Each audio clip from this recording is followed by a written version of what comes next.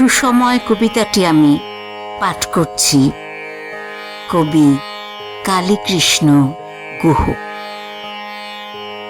এখন কবিতা লেখার সময় নয়, তবু আমাকে একটা কবিতা লিখতে হবে। আমি প্রতিজ্ঞাবদ্ধ। এখন খুনিরা রাত্রি জেগে লুকিয়ে সব কিছু লক্ষ্য করছে।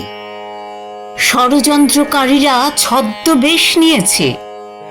খুনিদের রক্ষকরা মুখ নেড়ে নেড়ে ভাষণ দিচ্ছে।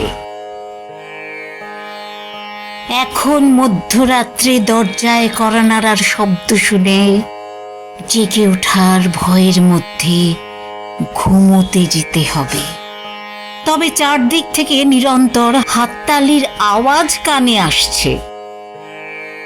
পাপের বিরুদ্ধে দাঁড়ানো যোদ্ধাদের হাততালির আওয়াজ। হয়তো এখনই একটা কবিতা লেখার জন্য সুসময় এসেছে।